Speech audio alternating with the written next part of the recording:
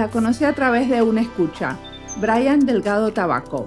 Entre las encuestas que hacemos los miércoles en nuestras redes sociales, preguntamos qué otros podcasts de diseño escuchan. Y ahí Brian nos recomendó Madame Mallet.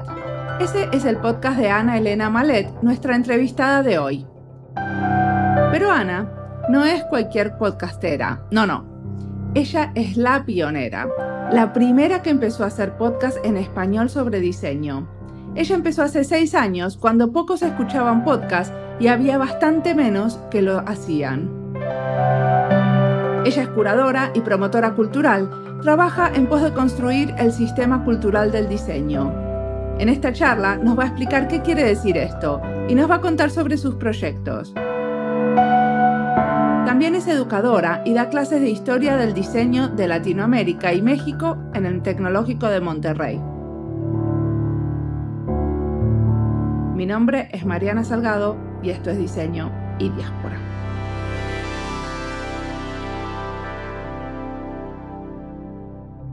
Bueno, soy Ana Elena Mallet, soy mayormente curadora, trabajo de manera independiente y me he especializado en diseño moderno y contemporáneo, sobre todo mexicano, pero al mismo tiempo soy promotora cultural, hago eventos, promuevo a los diseñadores. Trabajé mucho tiempo en museos, dentro de la estructura propia de los museos aquí en México. Empecé con arte moderno, luego arte contemporáneo, y cuando empecé, ahora sí que mi carrera freelance, decidí que a lo que quería dedicarme era al diseño, hace pues como casi 20 años. Y cuando empecé, en México no había una tradición ni un interés en su momento de hacer exposiciones en los museos sobre diseño. Entonces fue un trabajo mucho de picar piedra, no solo de trabajar con los diseñadores contemporáneos y hacerlos visibles en ese momento, sino de tratar de empezar a escribir la historia del diseño en México, que no había un libro, no se habían hecho exposiciones, los nombres que hoy suenan un poco, en ese momento no existían. Hice la primera exposición de Clara Porcet, que hoy es un nombre que un poco ha empezado a salir en los círculos modernos internacionales y en los museos. Y ha sido un poco ir construyendo ese sistema cultural del diseño, porque pues no hay bibliotecas públicas de diseño, no hay archivos, no hay un museo de diseño. Entonces ha sido una labor de mucho tesón, de mucha paciencia, de mucha dispersión. Y decime, ¿qué estudiaste cuando estudiaste? Yo estudié letras latinoamericanas y cuando terminé, aquí en México los últimos 6 meses los tienes que dedicar a trabajar pro bono, servicio social le llamamos, en algo. Y yo decidí trabajar en el Museo Tamayo y me encantó el trabajo dentro de los museos.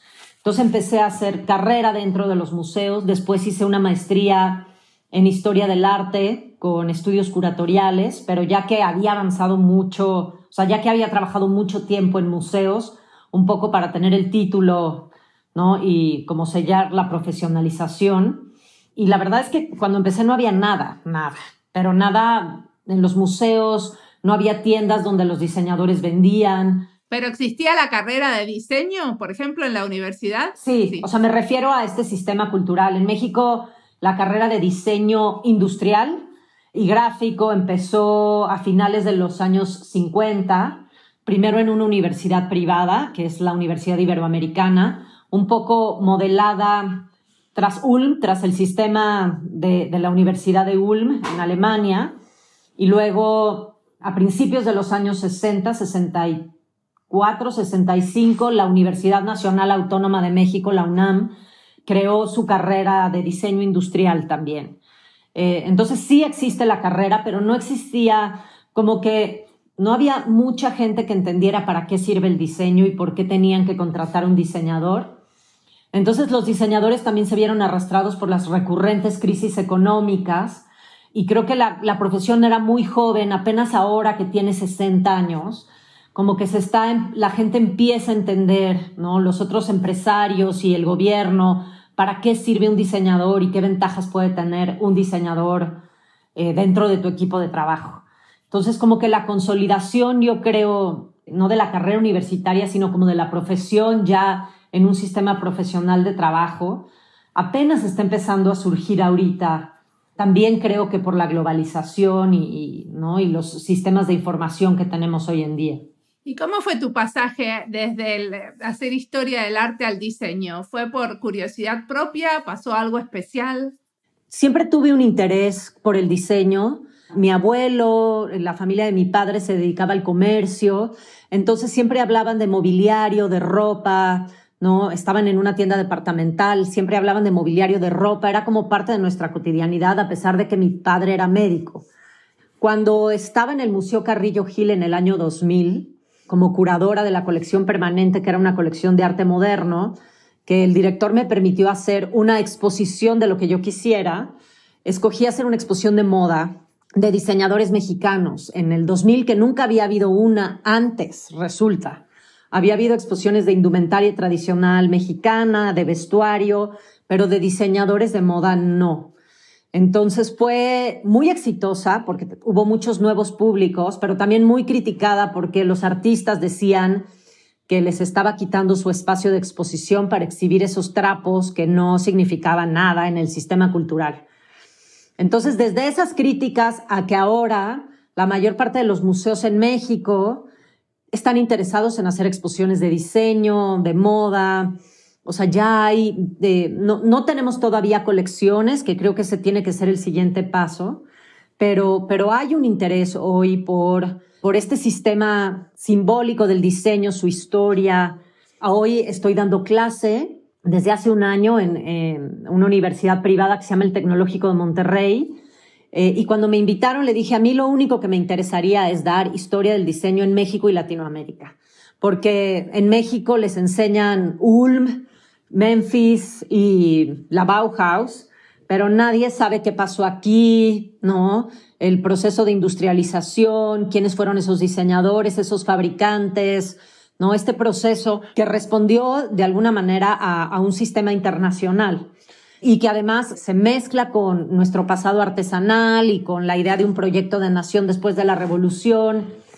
Entonces ahora hace un año diseñé un par de cursos que estoy dando en esta universidad privada, que obviamente revisa autores, revisa diseñadores, revisa carreras, momentos. Pues ha sido una lucha, pero estoy muy contenta porque creo que a los estudiantes les interesa saber qué pasó en su propio contexto y entender pues que están trabajando en México para mexicanos y de alguna manera, si bien estamos expuestos al contexto internacional, pues hay que hacer una reflexión sobre el contexto local. Muy bien. ¿Y tu carrera llega también al diseño contemporáneo? ¿Qué está pasando en este momento con esto de el diseño de políticas públicas, el diseño de servicios en nuevos ámbitos? Sí, de hecho yo empecé a trabajar con diseñadores contemporáneos porque lo que me interesaba es entender qué estaban haciendo los diseñadores contemporáneos. Mis primeras exposiciones fueron de diseñadores contemporáneos, pero la necesidad de no poder contextualizar localmente en lo que estaban trabajando y quién podría ser su antepasado inmediato desde el punto de vista de la historia del arte, me llevó a meterme en la parte histórica y más moderna. Pero sí sigo trabajando con los diseñadores contemporáneos. Parte de lo que hago, bueno, que hacía hasta la pandemia regularmente, era pues hacer visitas de estudio para entender cómo están trabajando. O sea, hacer visitas con los estudiantes a estudios de diseñadores. No, yo sola sí. A los estudios de los diseñadores para platicar con ellos, entender qué está sucediendo, por si hay oportunidad, ¿no? de ver ahí una exposición, un texto para escribir, ¿no? Sacar ideas para el propio trabajo. Digo, creo que sí hemos avanzado mucho desde el punto de vista ya no cultural, ya no del sistema cultural y de museos, pero nos falta mucho en el otro sistema, ¿no? El diseño de políticas públicas es algo que aquí no entienden absolutamente nada. Me ha tocado ir a hablar a la Cámara de Diputados, como al grupo que tienen de innovación, y ellos te dicen que no hay avance sin innovación, pero el diseño no importa. Y yo les digo, es que no hay innovación si no hay diseño. Y ese es algo, ¿no? que nuestras clases políticas no terminan por entender, ¿no? O sea, yo, las veces que me ha tocado ir a hacer lobbying político de alguna manera, es decirles que en cada equipo de trabajo tendría que haber un diseñador, ¿no? Para entender servicios, para entender políticas públicas, desde diseño de tipografías y señalizaciones. Y es algo que todavía no se entiende o se entiende de una manera muy como falaz, ¿no? Bueno, o se entiende como en un marco dentro de las ciencias sociales. Cuando se habla, por ejemplo, de experimentación adentro del gobierno, por lo menos en Finlandia se habla mucho de experimentación. Y el marco de la experimentación para mí está completamente ligado al diseño, a lo que nosotros hacemos de prototipear, iterar, hacerlo de vuelta, testearlo. Sin embargo, no está entendido desde el diseño y entonces, como se pone en otro marco, no se entiende la contribución que puede tener un diseñador en ese contexto. Exactamente. Aquí, bueno, o sea, ni siquiera llegamos a eso. Creo que todavía, a pesar de que México parece ser uno de los países más avanzados latinoamericanos, hay como unas barreras, ¿no? Que nos impiden, o sea, en el momento de llegar al gobierno, supongo, nos impiden como ciertas cosas. O sea, recientemente que entró este gobierno, que era muy de vanguardia y de izquierda, decidieron contratar a Lance Wyman, que es un diseñador norteamericano que trabajó aquí en México en los 60s y que hizo toda la simbología del metro, del sistema del metro, y 60 años después lo vuelven a traer, ¿sabes? En lugar de apostar por renovar y al interior del país hay gente valiosísima.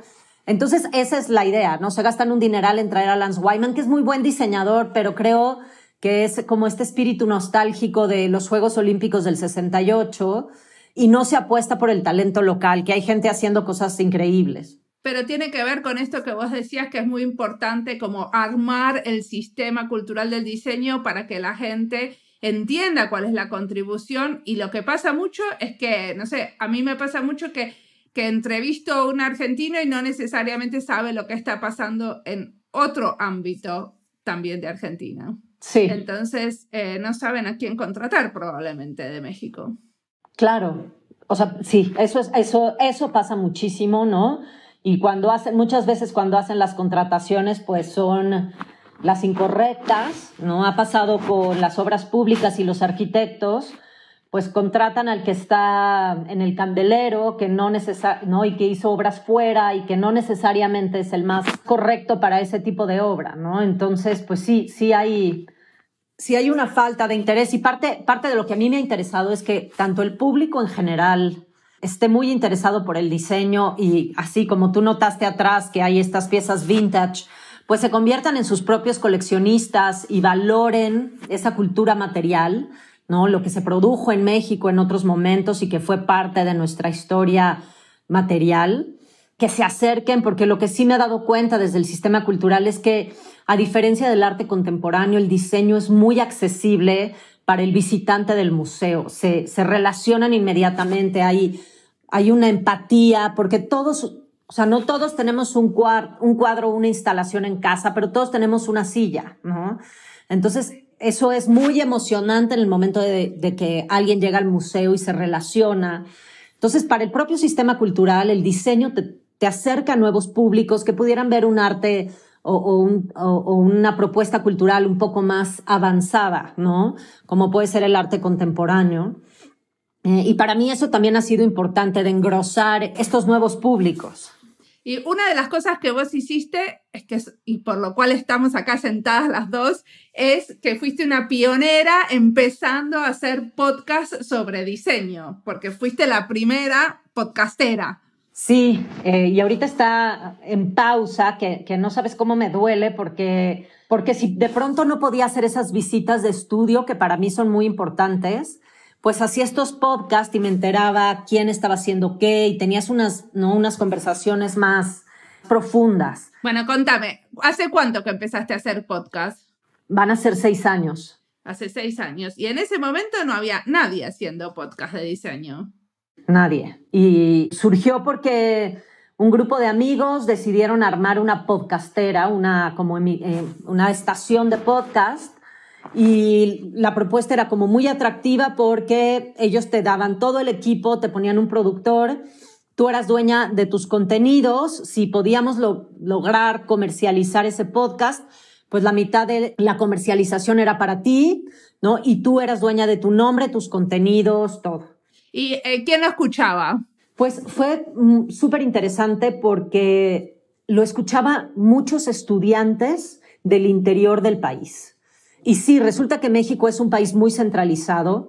Muchas cosas suceden o en la capital o en ciudades como Monterrey y Guadalajara, que son las segundas dos más grandes. Pero en las ciudades más pequeñas, que en casi todas hay una carrera, una universidad, ya sea pública o privada, donde hay diseño industrial, diseño de moda, diseño gráfico, ni llegan los conferencistas, ni hay exposiciones. O sea, estos contenidos más allá del aula son muy difíciles de accesar por la centralización del país. Entonces me di cuenta cuando me tocó empezar a viajar por cuestiones de trabajo, que iba a dar una conferencia por una exposición o me invitaban, que la gente me decía, es que oigo tu podcast y descubrí a no sé quién y ya apliqué para hacer el internship en ese estudio y voy a México y no sabía que existía tal. Sí, a mí me pasa lo mismo también, que me conecta a mucha gente del interior y que muchos están muy agradecidos justamente con esto de como compartir la red de profesionales que uno tiene, que a veces no se da cuenta que eso es como un bien muy, muy preciado, porque no todos pueden tener esa red, ¿no?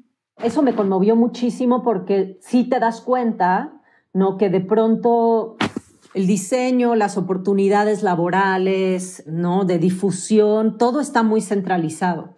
Entonces, pues llegué a tener a veces 1,600 escuchas, depende del programa.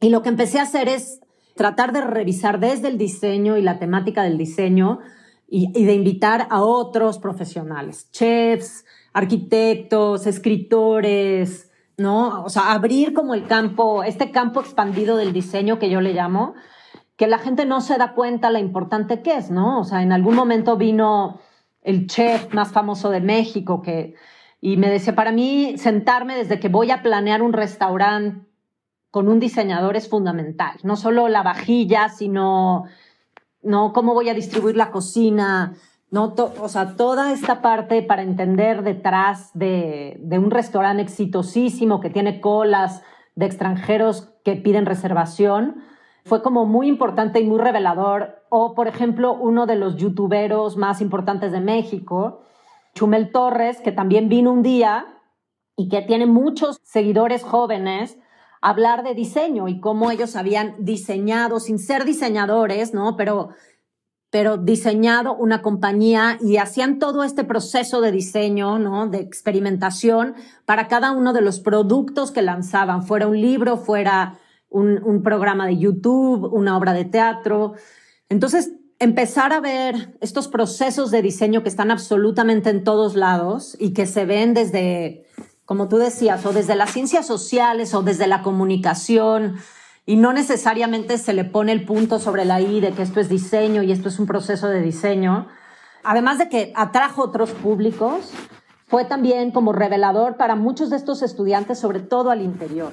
Es muy interesante. Yo me acuerdo que una vez vi un documental que me encantó donde estaban dos chefs charlando, uno era como el maestro y otro el alumno, y me acuerdo como la devolución que le dio el maestro, porque era exactamente como una clase nuestra de diseño. O sea, cómo le decía, bueno, esto está bien logrado, esta parte podrías resolverla de otra manera, y todo el diálogo era como, uy, eso tiene tanto de diseño. En enero de este año, en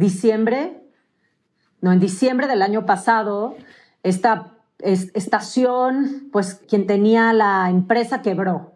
Entonces la estación se murió, la logramos mantener un tiempo viva, ¿no? O sea, nada, nos dejaron los equipos, pero el productor se fue.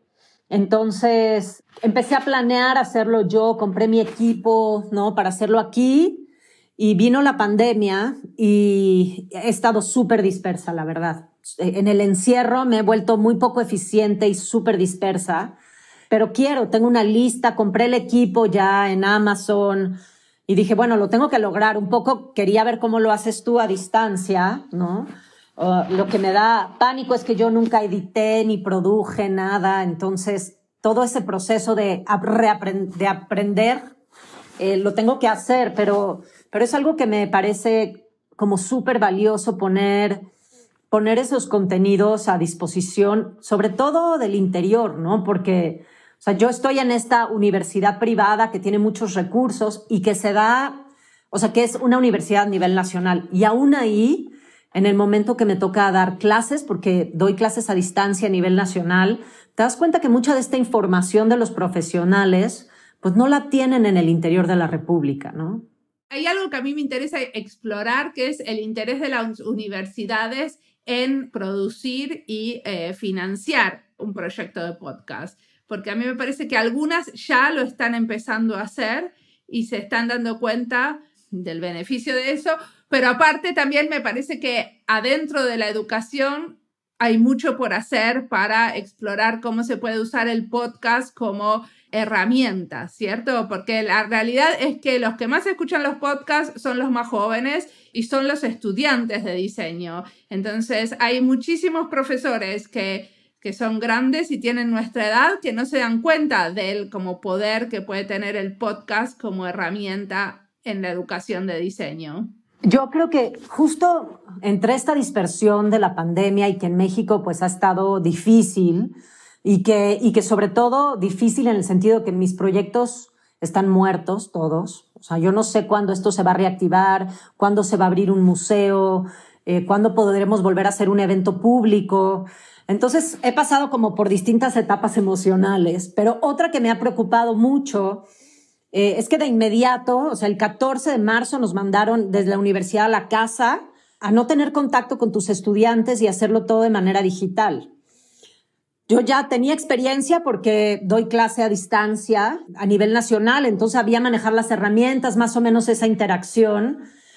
Pero una cosa que me ha preocupado y que me ha mantenido ocupada tratando de investigar es qué va a pasar con la educación después de esto, porque probablemente en diciembre y sobre todo en países latinoamericanos nos vuelvan a encerrar, vamos a tener que estar preparados. Seguramente, como decimos aquí con los terremotos, o sea, no hay nada seguro más que en esta ciudad volverá a temblar, ¿no? En algún momento.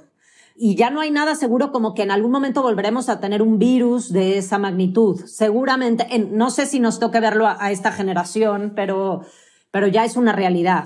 Entonces, ¿qué va a pasar con la educación a distancia? Desde que si los padres van a querer pagar una educación a distancia igual que una presencial, hasta nos va a abrir puertas, como sucedió con la discusión en Estados Unidos ahora de que los extranjeros no podrán seguir viviendo allá o no. Pero además, ¿qué herramientas vamos a necesitar? Y yo creo que el podcast es algo muy importante porque su naturaleza es digital. Parte de lo que estamos haciendo hoy en día es un simulacro. Estamos simulando a través de estas reuniones de Zoom, ¿no? Estamos simulando dar clases, estamos simulando tener reuniones y no estamos planeando contenidos para esos lenguajes digitales, sino que fingimos, ¿no? Simulamos una realidad, ¿no? Lo introducimos en la red.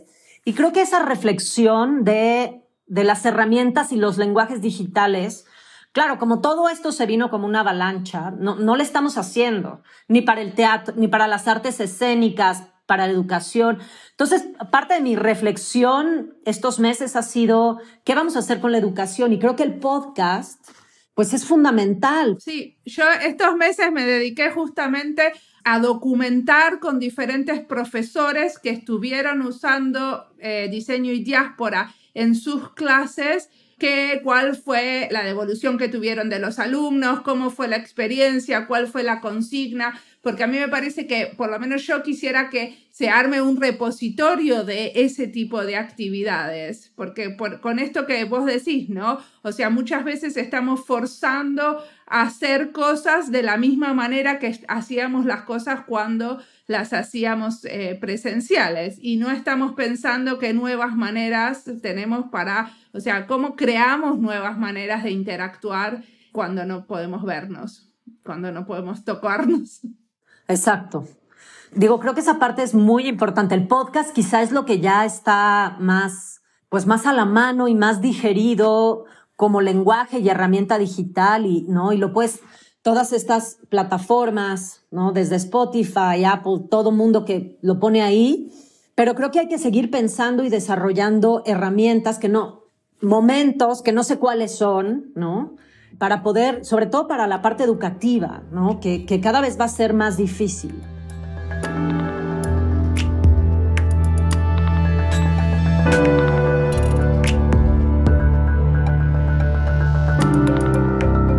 Estoy segura que el trabajo que ella hace mostrando el diseño y explicando el valor que tiene el diseño en un contexto abre puertas a muchos diseñadores. Ella cuenta al pasar, por ejemplo, que fue a la Cámara de Diputados. Este trabajo del que cuenta sin aspavientos es fundamental si queremos que más diseñadores trabajen en la creación de políticas públicas. Y esto no solo lo queremos porque somos diseñadores y necesitamos trabajo, sino porque cuando el diseño entra en estos espacios, entra de la mano de ciertos principios democráticos y de mucha atención a crear procesos y servicios accesibles para todos. Sigamos escuchando a Ana. Decime una cosa, yo quería preguntarte algo muy diferente. Cuando vos decías que vos estás dando clases sobre historia del diseño, una cosa que yo fui encontrando con estas entrevistas que fui haciendo es que hay mucho trabajo en México en colaboración con artesanos y justamente mucho en colaboración con comunidades indígenas. ¿Es algo que ustedes ven en las clases que vos das? Sí, a mí me parece fundamental. O sea, hoy hay una discusión importada que es la apropiación cultural. Y estas reacciones desmedidas solamente la semana pasada, me parece que fue Miley Cyrus, Katy Perry, la cantante, traía un caftán de una marca que se llama Pippa Holt, que es una mujer australiana que lleva mucho tiempo trabajando en Oaxaca, comprándole a un grupo de mujeres unos huipiles, que no son caftanes, tienen el aire del caftán. Perdón, ¿qué es un caftán? Es como una bata, como una salida de baño, ¿sabes? Pero, tiene esa forma de salida de baño, pero el caftán, el nombre caftán es hindú, es indio. Huipil es el nombre tradicional mexicano y es como un saco así, como una salida de baño, pero bordada, ¿no? Sí. Te cuento todo esto para ejemplificar la problemática, ¿no? La marca se llama Pippa Holt y ella es una australiana que viene a Oaxaca hace muchos años y compra estos huipiles de primerísima calidad, les paga bien a las artesanas y los vende en su Instagram que se llama Pippa Holt Caftans. Caftans para entender como esta idea universal de que pues te pones un saco, no una salida de baño que es como informal para ir a la playa, pero también, ¿no? Y entonces Katy Perry salió con fue fotografiada con uno hecho en una comunidad de Oaxaca y entonces hay una discusión ahora en las redes que eso es extractivismo cultural. Y hay una discusión enorme sobre eso. Pero lo que yo les digo es, ustedes tienen que entender que en México el proyecto, después de la revolución, en 1920, se creó un proyecto nacional que está basado en recurrir a la tradición para reinterpretarla y generar una identidad nacional. Y a partir de ahí, fuentes de trabajo, ¿no? Y eso lo hemos ido reproduciendo sin reflexionar. Entonces, hoy que los norteamericanos, sobre todo, traen este discurso súper violento y agresivo de apropiación cultural, aquí no funciona, porque aquí todo es apropiación cultural. Yo creo que en todos lados todo es apropiación cultural.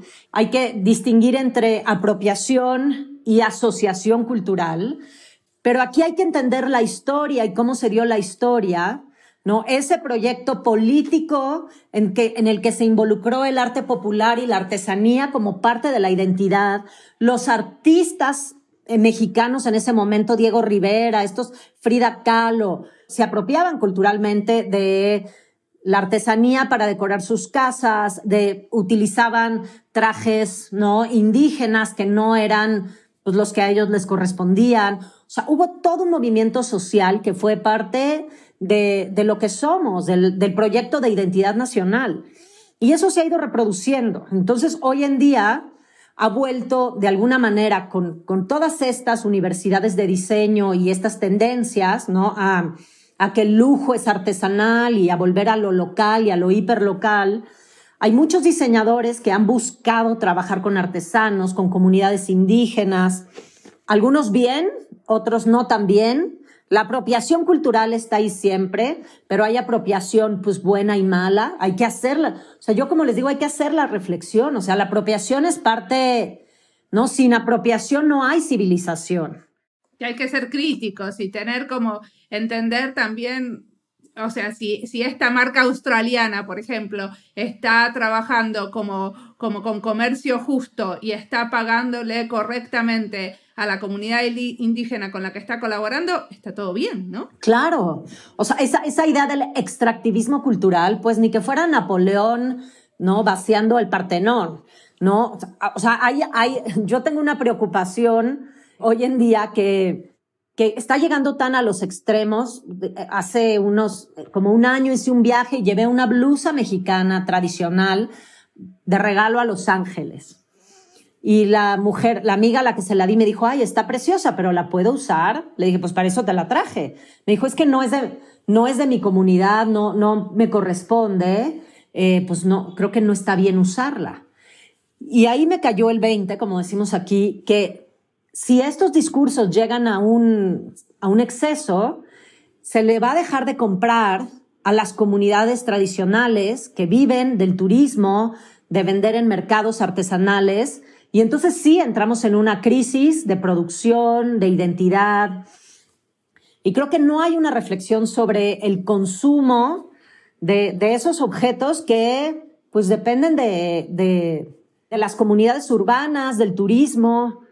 Entonces aquí es como muy complejo, ¿no? Y parte de mi clase es enseñar, o sea, leer los textos, ¿no? De cómo se forjó el proyecto de nación para entender el concepto de artesanía, cómo ha ido evolucionando y qué pasó de artesanía a arte popular y cómo ha tenido esta concepción política en México en distintos momentos, porque eso es parte de la historia del diseño. Y me parece muy importante que los diseñadores, aun si van a hacer y desarrollar hisopos y turbinas, lo entiendan. Me encantó lo de hisopos y turbinas. Muy bien. ¿Y hacia dónde te parece que vamos con el diseño? También ha sido una reflexión con la pandemia, las primeras semanas. O sea, todos estos diseñadores queriendo rediseñar la máscara, ¿no? El cubrebocas y los respiradores, me pareció súper fuera de lugar. Esta como hiperreacción a hiperdiseñar, ¿no? Yo sí creo que vamos a necesitar un diseñador en cada equipo de trabajo, sea político, social, creativo, económico, porque sí creo que el diseño y los procesos de reflexión y de experimentación del diseño son muy importantes para lograr éxito, ¿no? En los proyectos que se desarrollen, sean materiales, conceptuales, de servicio. ¿Pero te parece que estamos logrando una generación de diseñadores que son más críticos y que entienden estos procesos de experimentación? No, la verdad, no. O sea, creo que tenemos que ser más críticos. Esta hiperreacción de diseñar y diseñar y diseñar los primeros meses de la pandemia. Y yo lo que les decía a los alumnos y a los maestros es momento de reflexionar. Hay que sentarnos a pensar qué se necesita en estos momentos, porque el diseñador está preparado para reaccionar, ¿no? Y creo que en este momento había que hacer un paso para atrás, aprender a ser crítico y decir qué estamos viviendo, qué se necesita. No necesitamos un respirador, ya estaban bien diseñados. No necesitamos una máscara más, ¿no? Si acaso producir las que ya funcionan y ver cómo mejoramos esos sistemas de producción.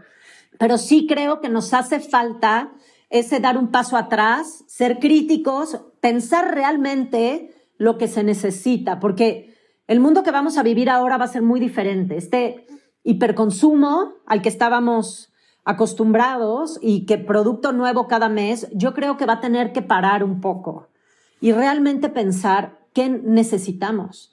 Y les decía, pasar tanto tiempo en casa ha sido muy revelador porque hay tantas cosas que no funcionan y que realmente sería un diseñador que tendría que decir ¿por qué tenemos esto? ¿Por qué no hay otro? ¿Esto sobra? Creo que viene una depuración y para esa depuración se necesita ser crítico. Y a los diseñadores les ha faltado esa educación crítica. ¿A vos te parece que esto tiene que ver con esto de diseñar para el decrecimiento? No lo había pensado así, pero sí, me gusta la frase.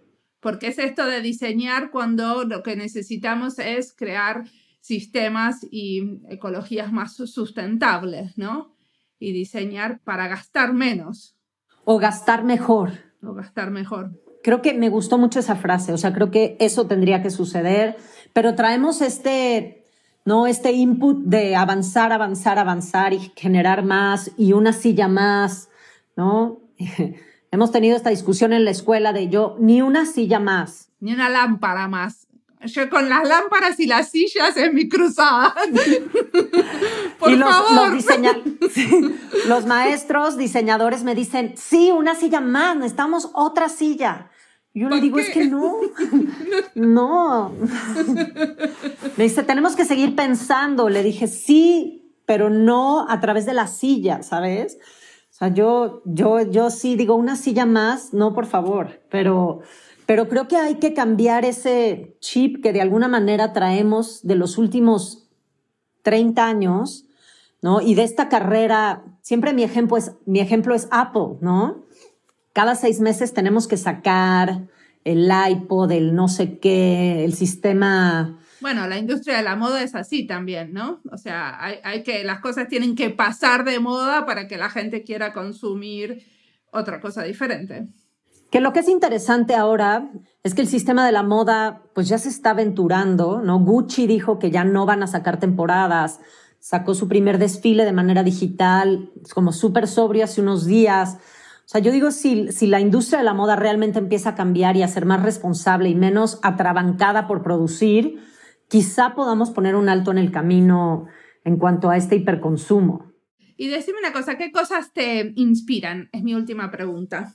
Mucho, y suena un cliché, pero el trabajo de los diseñadores. Ver gente que está pensando cosas para realmente transformar una sociedad como la mexicana, ¿no? Que realmente no está generando una silla o una lámpara más, sino algo que asuma parte de lo que te contaba, la tradición, pero también una necesidad, pero también algo estéticamente soluble. ¿Y qué estás leyendo o mirando que te interese recomendarle a nuestra audiencia en este momento? He estado trabajando justo en la pandemia en producir un libro sobre Clara Porcet. Es una diseñadora cubana que llegó a México en los años 30 y es quizá la primera diseñadora industrial que no solamente, fue mujer en un momento de muchas masculinidades, colaboró con los arquitectos más importantes de la modernidad, miró a la tradición para crear una serie de objetos modernos, curó, como diríamos hoy, la primera exposición de diseño en México que se llamó El arte en la vida diaria, objetos de buen diseño. Justo acabo de terminar un libro sobre sus textos, porque además de que fue docente, diseñadora, curadora, escribió mucho sobre diseño y sobre una reflexión del diseño. Y leer sus textos, que hoy se encuentran en un repositorio que te mandaré, que se llama Raíces, en la UNAM, en varias revistas de arquitectura de la época, resultan muy actuales porque es combinar a revisar la tradición, pero a producir de manera lenta, repensando el contexto, quién es nuestro usuario, quiénes son los materiales, si es para el interior, para el exterior, para qué usos. Y ha sido muy revelador, a la luz de lo que estamos viviendo, releer esos textos y retrabajar esos textos. Entonces, Clara Porcet es un personaje latinoamericano tan importante como Lina Bo Bardi, que no produjo quizá tanto a nivel objetual, pero cuyo pensamiento me parece esencial para entender mucho del momento desarrollista latinoamericano que estábamos viviendo en los 50 y que fue parte de las exposiciones de MoMA, participó en exposiciones internacionales, era comunista, volvió a Cuba cuando triunfó la revolución a tratar de armar una escuela de diseño y no viven más ellas. No, murió en el 81, fue fundadora aquí de la Escuela de Diseño en la UNAM, en la Universidad Nacional, y es un personaje que me parece fascinante. Entonces he estado releyendo a Clara por estas cuestiones de la apropiación cultural. Richard Sennett, The Craftsman, fue otra de mis lecturas de estos meses. Estoy viendo muchos documentales. La verdad es que el streaming ha sido una cosa muy beneficiosa esta cuarentena. ¿Y hay documentales de diseño mexicano que estén online? No, nada. Nada, pero justo el año pasado, a principios de este año que se empezó a transmitir con la pandemia, hice un pequeño programa para Canal 22, que es la televisión pública aquí en México, que se llama La Guía del Diseño en México. Fueron 6 capítulos que narraban de alguna manera 6 disciplinas del diseño, y en cada capítulo entrevisté a 2 diseñadores, su práctica, ¿no?, su taller, su equipo de trabajo. Y creo que eso habla mucho. Tuvimos estas discusiones sobre artesanía, sobre materiales, sobre contextos. Entonces, eso lo pueden ver, está en YouTube ya. También te podré mandar el link. Se llama La Guía del Diseño en México, Canal 22. Pero no hay documentales sobre diseño en México, ni en Latinoamérica. En el streaming no he encontrado ninguno. Si hay alguno, me encantaría verlo. Buenísimo. Bueno, te agradezco un montón la entrevista.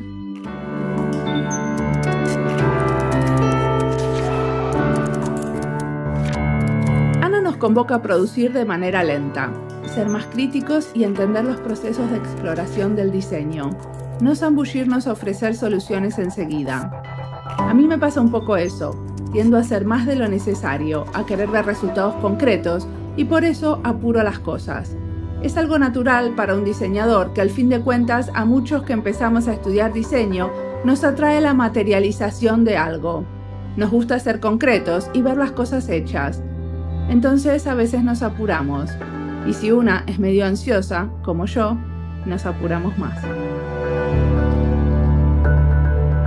Y puedo escribir un ensayo sobre la importancia de darle tiempo a las cosas, para que las ideas maduren, para que los que participan entiendan mejor en qué se embarcan, pero sin embargo en la práctica voy más rápido de lo que hace falta. Tampoco elegí un contexto de trabajo que sea el más ágil de todos. Sabemos que el sector público no se destaca por correr detrás de los cambios o las tendencias. Vamos despacio, y eso por momentos me sulfura, me fastidia. Y en otros momentos estoy contenta de que puedo hacer las cosas más lentamente. Mientras espero, me doy cuenta de cosas. Es un poco cuando estoy parada en la puerta de mi casa esperando que mi familia esté lista para salir. Siempre en esos momentos encuentro que me estaba olvidando de algo. Y agradezco que los demás vayan más lento, porque si no hubiera tenido que volver atrás. Y a la vez mi ritmo interno es rápido, y algunas cosas, cuando suceden rápido, tienen un valor. Por ejemplo, en 1 año y medio hicimos 150 podcasts con entrevistas a gente muy valiosa. La velocidad y la diversidad de entrevistas trajo un flujo estable de escuchas. La cantidad de contenido nos permite también hacer listas temáticas. Para algunas cosas, la velocidad sirve porque produce sinergia y me mantiene motivada y entretenida. Y para otras no. A mí me sirve la combinación de ritmos en las cosas que hago. Hacer cosas lentamente y otras rápido. Como siempre, la música del podcast es de Antonio Zimmerman, el diseño de sonido es de Julián Pereira. Este podcast está publicado con licencias de Creative Commons con Attributions. Esto fue Diseño y Diáspora. Pueden seguirnos en nuestras redes sociales, en Instagram y Twitter, o visitar nuestra página web diseñoydiaspora.org. No olviden recomendarnos. Nos escuchamos en la próxima.